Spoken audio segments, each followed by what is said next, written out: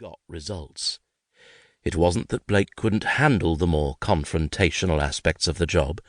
He had been involved in so many raids over the years, armed with tasers and tear gas, that he had lost count, and he was never likely to forget the standoffs he had had with people at the height of desperation, armed with some sort of weapon that they were more than prepared to use. But despite this, Gresham had never liked him, and it was probably this disharmony between them that had led to Blake being transferred here, in the middle of nowhere, as far away from the stuck-up prat as possible. This was getting beyond a joke now, though.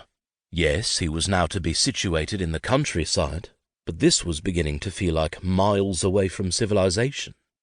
He half expected to come across a farming shed with the words "police station" written across it in white paint. He hadn't argued when he had been told the location, though. He did want to get as far away from Nathan as he possibly could. There was too much deep-rooted hurt for him to deal with on a face-to-face basis.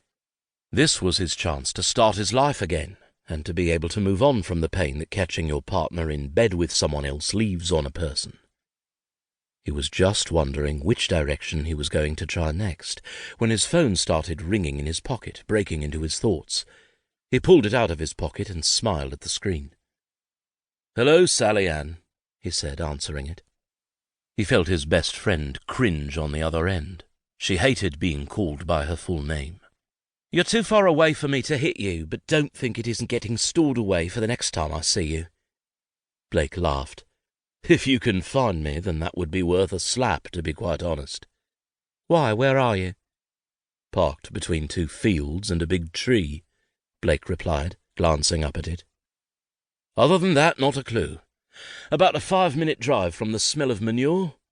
Mind you, you've at least caught me in an area of nowhere that gives me a bar of signal." "So, lost?" "Very." Blake heard her office chair scraping along the floor, meaning she was shuffling along the room to her computer. "What was the last main road you turned off?" Blake told her about his movements for the past hour. The time it took for her to find it on Google allowed him to finish his roll-up.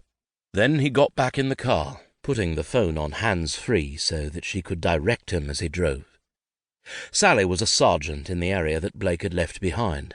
Though he had been her superior, they had been such good friends that it had never really affected their relationship.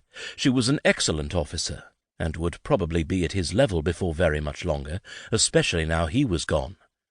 They had shared the same feelings about Gresham, and it had been her doorstep Blake had gone to on the night he had found Nathan in bed with that woman. She had helped him find his new house, very much like she was doing now, and had got him horrifically drunk the last time they'd seen each other as a goodbye. If there was one thing he was going to miss more than anything else from his old life, it was Sally Ann Williams.